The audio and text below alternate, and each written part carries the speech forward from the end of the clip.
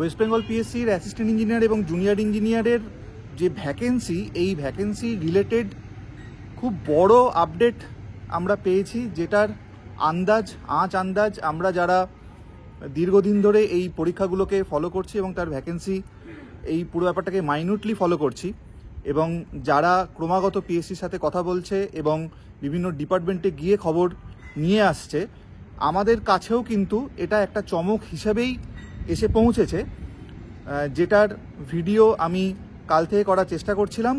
Network রেঞ্জের বাইরে থাকার কারণে বা ব্যান্ডউইডথ অতটা না থাকার কারণে আমাকে আজকে ভিডিওটা করতে হচ্ছে। তো সেই সমস্ত আপডেটগুলো আমি দেব, ভিডিওটার শেষ পর্যন্ত থাকো। তার আগে তিনটে কথা আমি একটু বলতে চাইছি, যেটা আমি কমিউনিটি পোস্টেও বলেছিলাম। প্রথমত সেটা হচ্ছে যে এই চ্যানেলটা সাবস্ক্রাইব করা এটা এমনি একটা কমন সেন্সের ব্যাপার, যে চ্যানেল ক্রমাগত এরকম ইম্পর্টেন্ট আপডেট দিতে থাকে, শুধুমাত্র সেটার জন্যই চ্যানেল সাবস্ক্রাইব করে রাখা একটা ভালো ব্যাপার। ইভেন আমিও যখন দেখি কোনো একটি চ্যানেলের থেকে জাস্ট একটাও কোনো একটা ইনফরমেশন, আমি কাজের ইনফরমেশন পাই, তখন আমি চ্যানেলটাকে সাবস্ক্রাইব করে রাখি। কারণ প্রথমত সেটা হচ্ছে আমার লিস্টে থাকে, পরে হারিয়ে যায় না। আর সেটা হচ্ছে যে যদি তারা কখনো কোনো ভিডিও আপলোড করে, তাহলে সেটা নোটিফিকেশন অন্তত আমার কাছে চলে আসে। এটা 1 নম্বর কথা।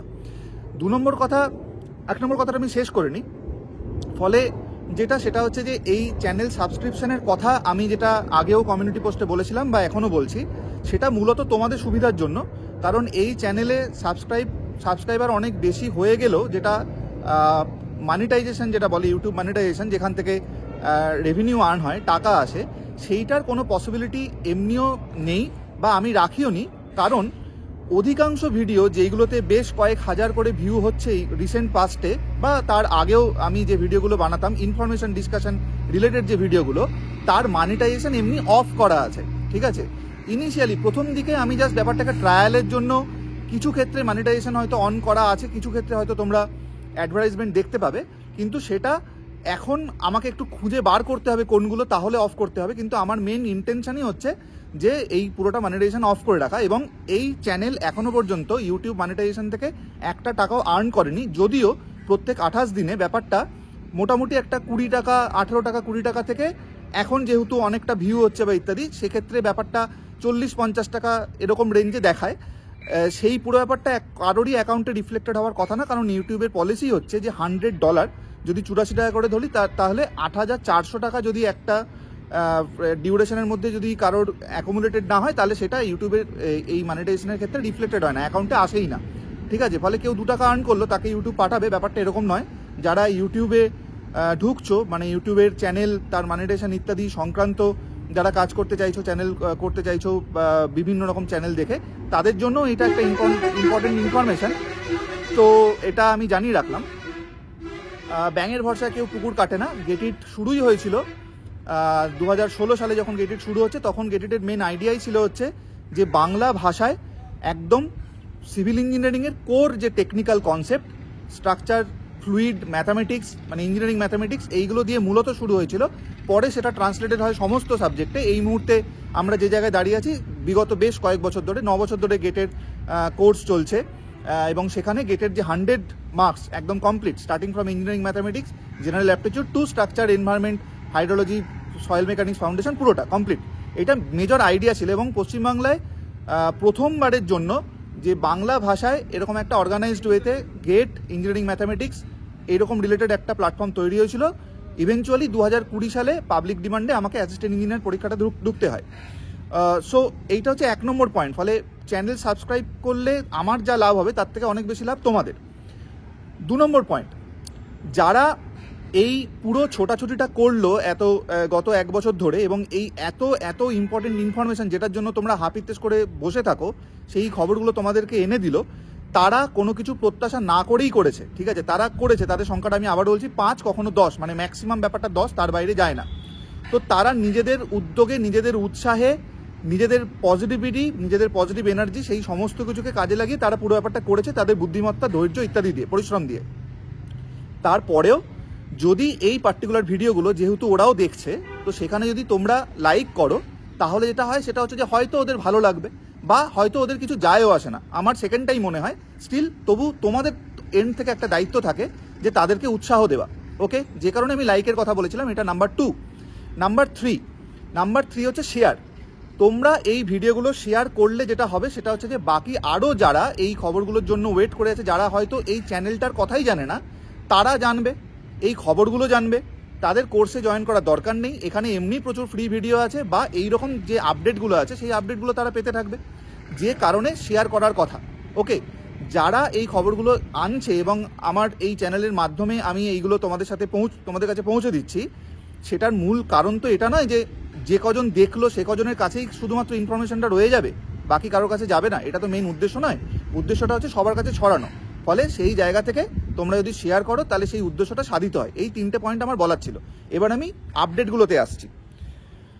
প্রথমত যেটা একটা ছোট জিনিস দিয়ে শুরু করি, ছোট না, খুবই ইম্পর্টেন্ট, মানে সংখ্যার জায়গা থেকে বলছি। সেটা হচ্ছে, আমি যে সংখ্যাগুলো বলবো আগেও বলে রাখি, পিডাব্লিউডির যে 108 আমি বারবার বলছি, এটা বাদ দিয়ে বাকিগুলো আমি একটু 1, 2, 3 এরকম মার্জিন রেখে বলবো। কারণ সেটা হচ্ছে যে এই 108টা পিডাব্লিউডির যে ভ্যাকেন্সি যেটা অ্যাপ্রুভ ছিল, এটা আমার একদম নিজের পাওয়া খবর, আমার নিজের চোখে দেখা খবর, যে কারণে আমি একদম ওই পার্টিকুলার নাম্বারটা বলছি। বাকি সমস্ত ডিপার্টমেন্টই নাম্বার তোমরা ধরে চলো, মোটামুটি 2, 3 এইরকম রেঞ্জে ভ্যারি করবে। আমি যে সংখ্যাগুলো বলবো আমি একটু রাউন্ড ফিগারে বলবো। ওকে, পিএনআরডি আজ থেকে 2 বছর আগে 50টা ভ্যাকেন্সি, ফিনান্স অ্যাপ্রুভ 50টা ভ্যাকেন্সি পাঠিয়েছিল। পিএনআরডি আজ থেকে 2 বছর আগে 50টা ভ্যাকেন্সি পাঠিয়েছিল, যেইটা এই পার্টিকুলার যে অ্যাসিস্ট্যান্ট ইঞ্জিনিয়ার পরীক্ষা 2024 যে নোটিফিকেশন, সেইটাতে রিফ্লেক্টেড হবে। ওকে, ওনারা রিসেন্টলি আরও 60খানা পাঠিয়েছেন। ঠিক আছে, এই 60খানা এইতে রিফ্লেক্টেড হবে না। কোন এইতে রিফ্লেক্টেড হবে আসছি। পিডাব্লিউডি আমি অলরেডি বলেছিলাম, পিডাব্লিউডি হচ্ছে আমাদের 108, ইরিগেশন 20 অ্যারাউন্ড, আর যেটা সেটা হচ্ছে পিএনআরডি 50। এইটা অলরেডি 2023-এ অ্যাপ্রুভড ছিল, 2023-এ এটা ফিনান্স অ্যাপ্রুভ ছিল এই পার্টটা, রাইট। তার সাথে 2024-এ যেটা অ্যাড হয়েছে সেটা হচ্ছে পিএইচই। ঠিক আছে, পিএইচির around 50 approved, finance approved. Okay, now coming to another 2 departments. Okay, একটা হচ্ছে এমইডি। ঠিক আছে, দুটো না, বেসিক্যালি 3টে। একটা হচ্ছে এমইডির অ্যারাউন্ড 50 অলরেডি ফিনান্স অ্যাপ্রুভড। যদি মনে করে দেখো তাহলে যেটা দেখবে সেটা হচ্ছে যে এমইডি প্রবাবলি, আমার কাছে যতদূর খবর, সেটা হচ্ছে 2016-তে লাস্ট এমইডি ঢুকেছিল, 2020-তে ঢোকেনি। ফলে এমইডির ভ্যাকেন্সিটা জমেছিল, ইট ইজ ফিনান্স অ্যাপ্রুভ 50 ডান। তো যতটা আমরা ফিনান্স অ্যাপ্রুভ এখনো পর্যন্ত পাচ্ছি সেটা সংখ্যা অ্যারাউন্ড 280 ফিনান্স অ্যাপ্রুভড ডান। এর সাথে আরও 70টা ফিনান্সের কাছে গেছে, এবং যেটা আমাদের কাছে খবর, যেটা ওনারাও বারবার বলছেন, ডিপার্টমেন্ট, পিএসসি, সব জায়গা থেকে আমরা যেটা খবর পাচ্ছি সেটা হচ্ছে যে এই মুহূর্তে যেরকম প্রম্পট কাজ হচ্ছে, ফিনান্স কিচ্ছু আটকে রাখছে না, যা যাচ্ছে ফিনান্সে অ্যাপ্রুভড হয়ে যাচ্ছে। ঠিক আছে, দুটো গেছে, দুটো ডিপার্টমেন্ট থেকে।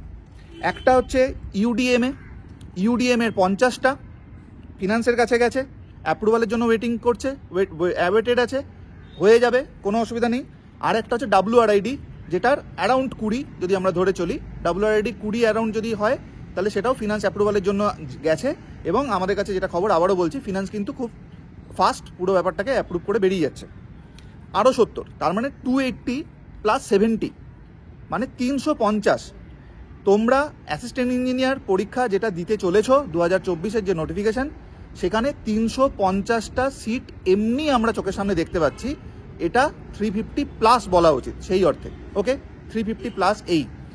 এবার এখানে একটা ব্যাপার আছে, তখন আমি কি বললাম, পিএনআরডি সেকেন্ড ফেজে রিসেন্টলি আরও 60খানা পাঠিয়েছে। পিডাব্লিউডি আবার নতুন করে ভ্যাকেন্সির পুরো ব্যাপারটা, পুরো জিনিসটা ওরা যেটা সাজাচ্ছেন সেটা পুরোটা দেখছেন, এবং এই ভ্যাকেন্সির পুরোটা ওনারা একটা টার্ম ইউজ করেন, সেটা হচ্ছে যে বেসিক্যালি ওরা ওই পুরো যে নন জয়নিং বা তারপরে রিটায়ারমেন্ট ইত্যাদি ধরে ওনারা একটা এস্টিমেশন মতো করেন আর কি। তো পিডাব্লিউডিও এই ইয়েতে আছে যে পিডাব্লিউডি আবার পাঠাবে অ্যাসিস্ট্যান্ট ইঞ্জিনিয়ারের জন্য। তার মানে ব্যাপারটা কি হচ্ছে, ঠিক আছে, ব্যাপারটা যেটা হচ্ছে সেটা হচ্ছে যে 2016 থেকে 20 একটা ফেজ গেছে, 4 বছর একটা গ্যাপ ছিল, তারপরে কোভিড রিলেটেড একটা ফেজ গেছে, সেখানেও একটা গ্যাপ হয়েছে। মোট মিলিয়ে যে তখনকার 4 বছর এখনকার 5 বছরের যে একটা গ্যাপ, তার মধ্যে প্রচুর অ্যাসিস্ট্যান্ট ইঞ্জিনিয়ারের ভ্যাকেন্সি অলরেডি তৈরি হয়ে বসে আছে। এবার এতগুলো অ্যাসিস্ট্যান্ট ইঞ্জিনিয়ারের একসাথে পরীক্ষা কিন্তু পিএসসি খুব কন্ডাক্ট করে উঠতে পারবে না। আমি জুনিয়র ইঞ্জিনিয়ার রিলেটেড জায়গাতে আসবো, ঠিক আছে, সেখানে ব্যাপারটা আরও ক্লিয়ার হবে। তো এই মুহূর্তে যা সিচুয়েশন, তাতে করে 2খানা অ্যাসিস্ট্যান্ট ইঞ্জিনিয়ার পরীক্ষা লাগবে, 2খানা জুনিয়র ইঞ্জিনিয়ার পরীক্ষা লাগবে to clear out whatever vacancy we have. Okay, তার মানে এই অ্যাসিস্ট্যান্ট ইঞ্জিনিয়ার পরীক্ষাটা যেটা হয়ে যাবে, ওকে, এইটার পরেও যে ভ্যাকেন্সিগুলো তৈরি হবে এবং যে ভ্যাকেন্সিগুলো রিপোর্টেড হবে, যেগুলো এইটাতে রিফ্লেক্টেড নয়, সেইগুলো আবার যখন আসবে তখন কিন্তু আরেকটা অ্যাসিস্ট্যান্ট ইঞ্জিনিয়ার পরীক্ষা কিন্তু নিতে হবে, এবং সেটা কিন্তু খুব দূরেও হবে বলে আমার অন্তত পার্সোনাল ফিলিং নয়। ডিপার্টমেন্ট বা পিএসসির ক্ষেত্রেও ব্যাপারটা ফিলিংটা ওরকম নয়। এবার কেউ বলতে পারে যে পুরোটা একসাথে নিয়ে করা হচ্ছে না কেন, আমি আসছি সেখানে। পিএনআরডি, আমি এবার জেইতে আসছি। এই মোটামুটি শর্টেড আউট 350 হচ্ছে আমাদের ভ্যাকেন্সি ধরে আমরা করছি। আমার ধারণা ব্যাপারটা বিশাল বড় একটা আপডেট। আবারও বলছি, যারা এই পুরো খবরগুলো নিয়ে আসছে তাদের যথেষ্ট সম্মান প্রাপ্য এবং তাদের একটা এনকারেজমেন্ট প্রাপ্য, সেটার ব্যবস্থা তোমাদের হাতে। Coming to the JE part, junior engineer part. Junior ইঞ্জিনিয়ারের ক্ষেত্রে যেটা ব্যাপার, সেটা হচ্ছে যে শুধুমাত্র পিএনআরডিতেই 200 ভ্যাকেন্সি ছিল।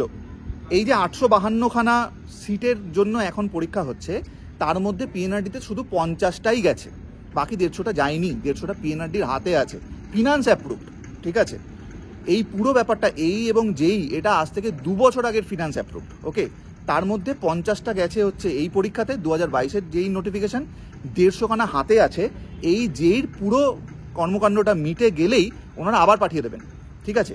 তার মানে ব্যাপারটা কি দাঁড়াচ্ছে? ব্যাপারটা দাঁড়াচ্ছে সেটা হচ্ছে যে পিএনআরডি শুধু নয়, বাকি ডিপার্টমেন্টও, আমি বাকি ভ্যাকেন্সিগুলো একটু টুকটাক বলে রাখি।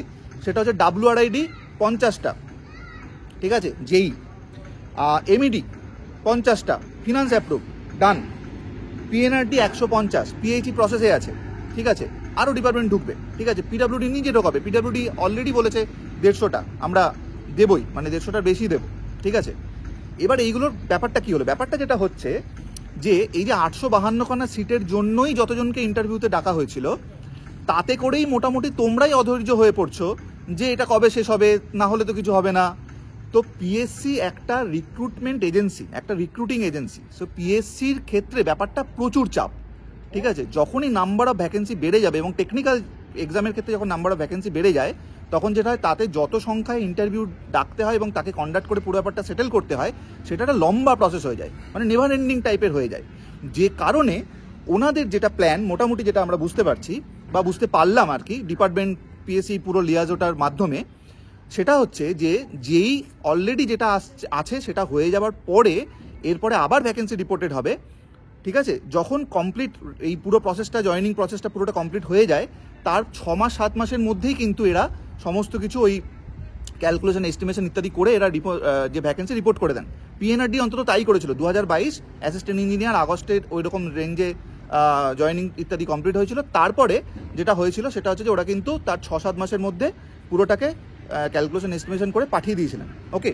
পিএনআরডি সবচেয়ে প্রথমে পাঠিয়েছিল, পিএনআরডি সবচেয়ে প্রথমে অ্যাপ্রুভাল পায়, ফিনান্সের অ্যাপ্রুভাল পায়, ওকে। সো যেই এই গোটা প্রসেসটা মিটে যাওয়ার সাথে সাথেই কিন্তু নন জয়নিং, রিটায়ারমেন্ট ইত্যাদি করে ওরা আবার ভ্যাকেন্সি রিপোর্ট করবেন। ডিপার্টমেন্টে প্রচুর ভ্যাকেন্সি অলরেডি হয়ে আছে, তাদের দরকার। পিএসসির ক্ষেত্রে যেটা সমস্যা, সেটা হচ্ছে যে আমি আরও একটা দুটো অন্য পরীক্ষার কথা বলছি, সেটা হচ্ছে ক্লার্কশিপ। পিএসসি ক্লার্কশিপে 9000 ভ্যাকেন্সি, 9000। মেন্সে ওরা ডাকবেন হচ্ছে 90,000, ঠিক আছে। তাদের গোটা প্রসেস, এই প্রসেসটা করতে গিয়ে ওদের মাথা খারাপ হয়ে যাওয়ার মতো অবস্থা। বিশাল বড় পরীক্ষা, ওকে। যেটাকে আমাদের এই WBCS এবং পিএসসি অ্যাসিস্ট্যান্ট ইঞ্জিনিয়ার, যেটা সেপ্টেম্বর এবং অক্টোবরে ক্যালেন্ডারে রাখা হয়েছে, তারপরে পাঠানো হয়েছে, ঠিক আছে। নভেম্বর ডিসেম্বর ক্লার্কশিপ এবং মিসলেনিয়াসও 850+ ভ্যাকেন্সি আছে, ঠিক আছে, বুঝতে পারছো। সো পিএসসির ক্ষেত্রে যেটা ব্যাপার, সেটা হচ্ছে যে যেহেতু একটা পরিমাণ রিক্রুটমেন্ট পজড ছিল একটা 2-2.5 বছরের ফেজে, কোনো একটা কারণে ছিল 2-2.5 বছরের একটা ফেজ, সেইটা এতটা জমে আছে, সেগুলোকে ক্লিয়ার আউট করতে গিয়ে ওদের মাথা খারাপ হয়ে যাওয়ার মতো অবস্থা। সো একদম মানে টাইটেন ইউর সিট বেল্ট, ঠিক আছে, ফাস্টেন ইউর সিট বেল্ট, এবং বি প্রিপেয়ার্ড ফর আপকামিং আরও 3টে, মানে 4টে এক্সাম তো পিএসসির তরফ থেকে আমি নিজেই দেখতে পাচ্ছি। 2টো এই ওর লাগবেই পুরো ব্যাপারটা ক্লিয়ার করতে। এর পরের এইটা কত বছর পরে হবে সেটা আমি বলছি না, কিন্তু এটা কিন্তু আর 4-5 বছরে যাবে না, কনফার্ম। যেই এই রিক্রুটমেন্ট কমপ্লিট হয়ে যাওয়ার পরে কিন্তু এটাও আবার ওই 4-5 বছরে যাবে না, কনফার্ম।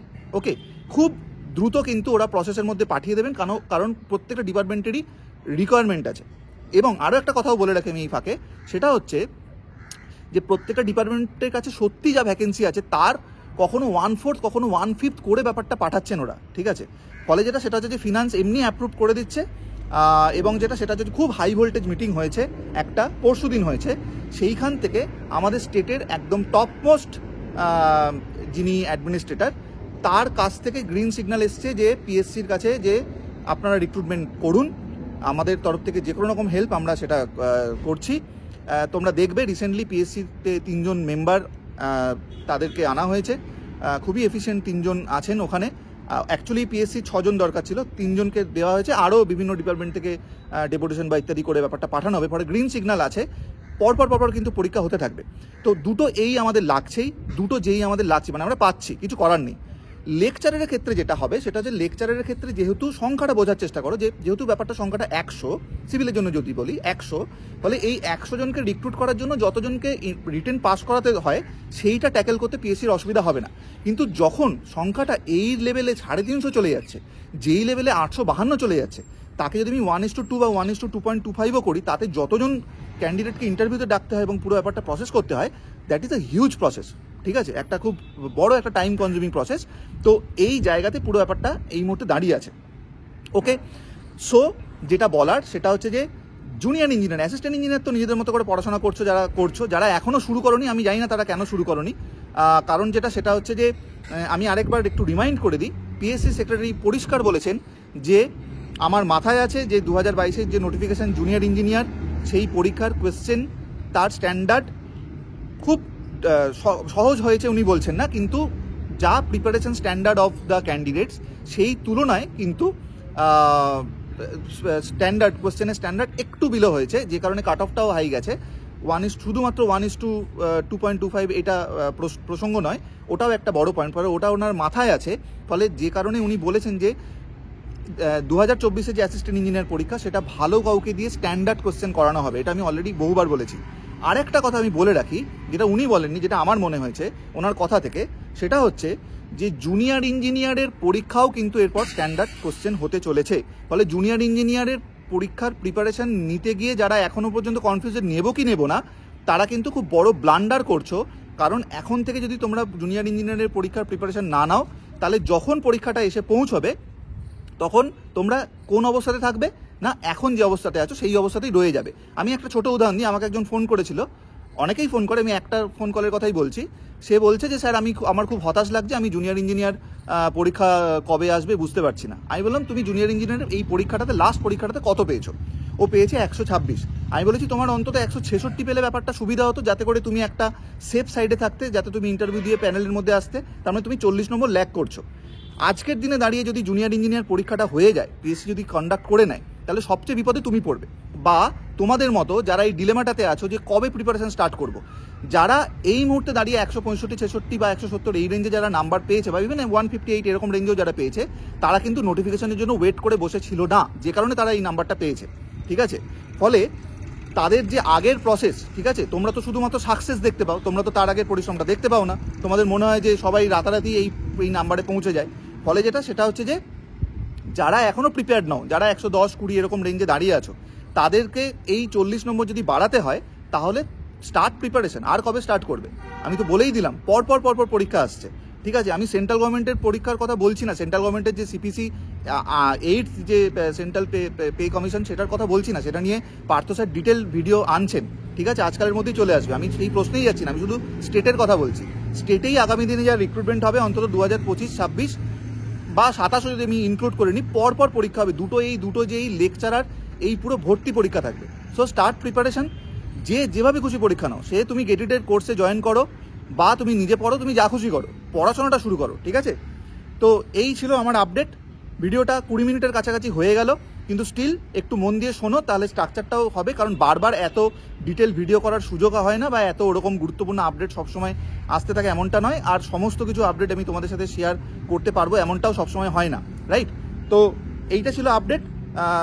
কিছুটা লেট হলো, তার লেটের একটা কারণ অবশ্যই আমি ব্যাপারটাকে পজ করে রেখেছিলাম, যেটা আমি জানিয়েছি কমিউনিটি পোস্টে। আর দ্বিতীয় যেটা ছিল সেটা হচ্ছে যে আমি যেহেতু প্রপার ব্যান্ডউইডথে ছিলাম না যেখান থেকে আমি আপলোড করে দিতে পারতাম, যে কারণে খানিকটা লেট হলো। ঠিক আছে, চলো see you in the next video, tata.